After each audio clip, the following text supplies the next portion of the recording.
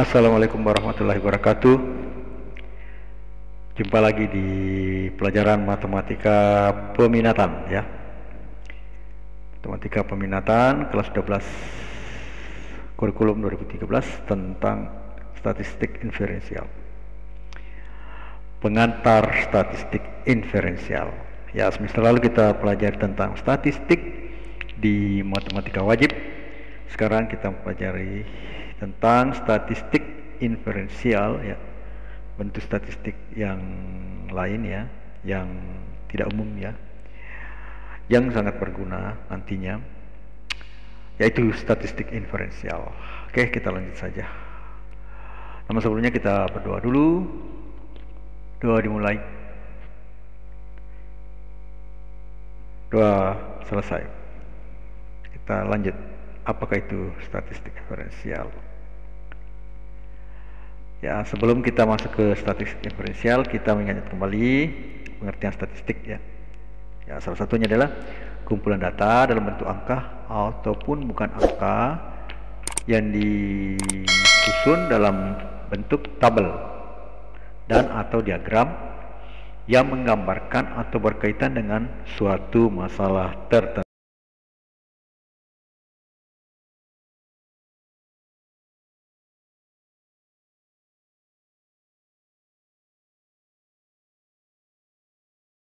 Oke, lanjut lagi. Contoh statistik perikanan ya, membahas tentang angka-angka yang berkaitan dengan perikanan, misalnya berat ikan, usia ikan, jumlah telur dan sebagainya. Yang kedua, statistik siswa, misalnya jumlah saudara, berat badan, tinggi badan dan lain sebagainya.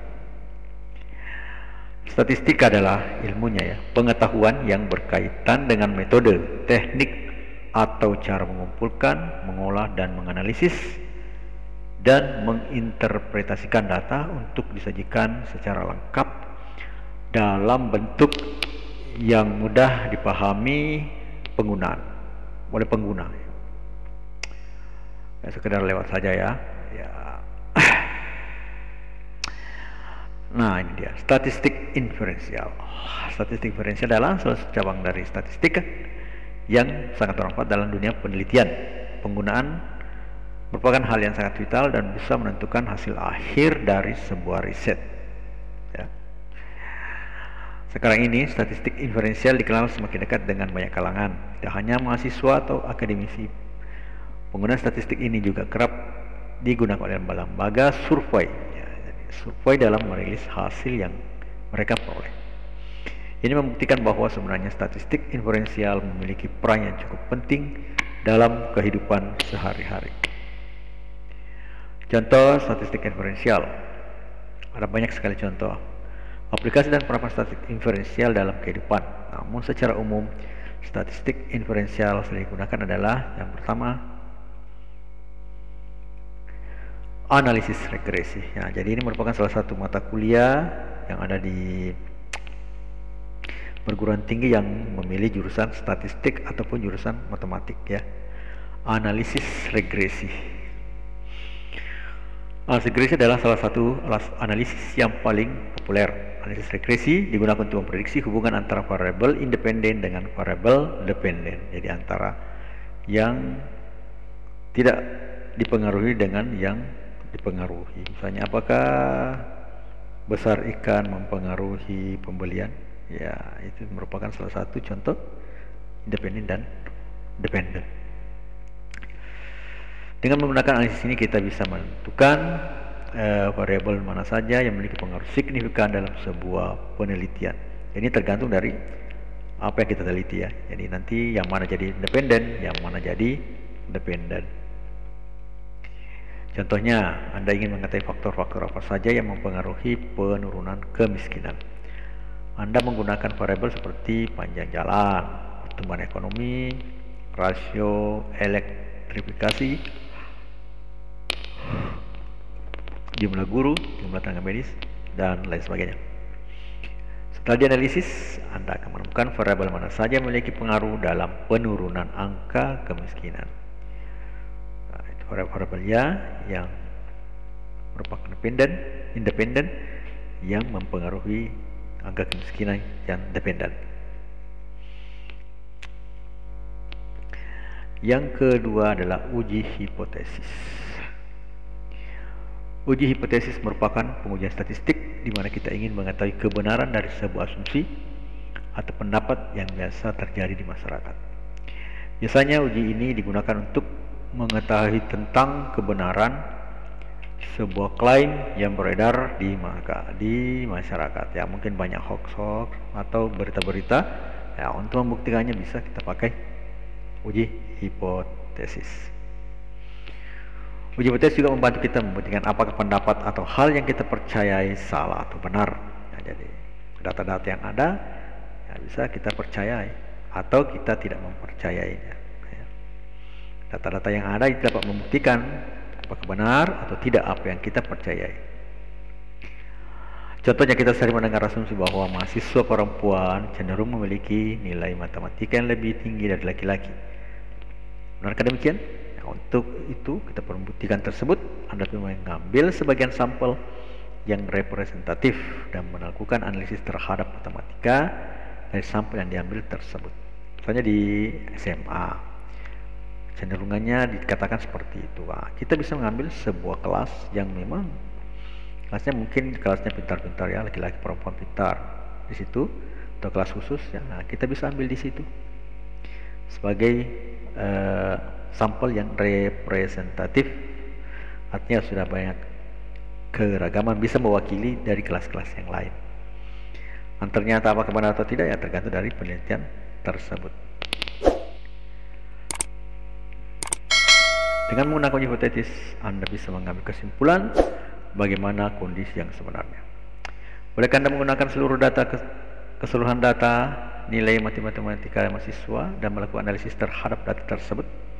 Ya, tentu dibolehkan. Ya, jadi nilai-nilainya boleh diambil atau kita mengadakan tes ujian di situ. Apakah perempuannya lebih tinggi betul ataukah laki-lakinya yang lebih tinggi?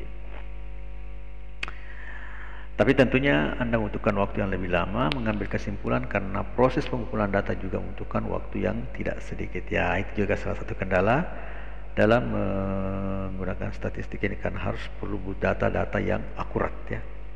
Bukan asal data yang akurat. 3. Confidence interval ya. Jadi yang pertama dan kedua tadi, analisis regresi dan uji hipotesis itu sering dengar. Kalau ini yang ketiga, confidence interval, ini masih jarang disebutkan ya. Yang biasa didengar itu adalah ya analisis regresi dan uji hipotesis. Nah, sekarang kita lihat apa ini confidence interval. Confidence interval atau tingkat kepercayaan masyarakat atau rentang kepercayaan merupakan punya statistik yang digunakan untuk mengestimasi populasi yang dengan menggunakan sampel. Dengan adanya tingkat kepercayaan ini kita bisa memperkirakan dengan kemungkinan yang lebih besar berapa nilai populasi yang sebenarnya. Ya. Saat menggunakan confidence interval, kita akan menemukan batas atas dan batas bawah dari sebuah uji statistik yang kita yakini dalam terdapat populasi yang kita estimasi. Ketika kita menggunakan confidence interval 95%, artinya kita mempercayai bahwa statistik uji yang kita gunakan berada rentang nilai yang sudah kita dapatkan dengan berdasarkan formula. Jadi kalau 95% itu ya bisa kita percaya ya. Mungkin seperti kalau misalnya penggunaan vaksin ya, ada keterangan 95% berhasil, berarti kita bisa artinya percaya bahwa itu adalah hal yang baik. Jadi kalau di bawahnya ya mungkin masih bimbang ya. Jadi perlu data yang lebih akurat dan dengan selang kepercayaan 95%. Contohnya kita ingin melakukan estimasi berapa rata-rata pengeluaran setiap orang di kota X. Kota X itu ya mana saja, misalnya Makassar, ataukah di Maros, ataukah di Kecamatan Tanra Lili misalnya. Karena itu dilakukanlah penelitian dengan mengambil sejumlah sampel ya. Hasil dari penelitian itu tentunya bervariasi, tergantung dari pengambilan sampel yang ada. Kalau sampelnya yang lebih besar mungkin ya hasilnya juga lain dengan sampel yang lebih kecil ya. Karena itu kita harus menentukan rentang ya. Ini tentukan rentang atau perkiraan berapa nilai pengeluaran setiap orang yang sebenarnya. Harapannya tentu nilai rata-rata yang sebenarnya akan jatuh pada rentang nilai yang sudah dihitung sebelumnya. Jadi proses penggunaan statistik inferensial, nah, pertama tentukan data populasi yang kita ingin teliti. Data misalnya populasinya siswa SMA dalam satu sekolah, anggaplah di SMA 5 Tanda Lili. Tentukan jumlah sampel yang representatif terhadap populasi tersebut. Artinya misalnya ada satu kelas yang bisa mewakili dari keseluruhan kelas yang dianggap lebih bagus ya, lebih mewakili dari kelas-kelas lain. Mungkin di kelas lain lebih banyak pintar matematika, kelasnya lebih banyak biologi, yang kelas satunya lebih banyak fisika, tapi di kelas tersebut merata. Bukan merata, maksudnya banyak ya, banyak, ada yang fisika, ada kimia yang menonjol, ada matematika menonjol. Nah, itu kita bisa ambil sebagai perwakilan dari kelas-kelas yang saya sebutkan tadi. Yang ketiga, pilih analisis cocok. Nah, analisis apa yang kita pilih? Nah, itu tadi, apakah regresi atau kauji hipotesis, atau baru-baru tadi confidence interval ya. Oke.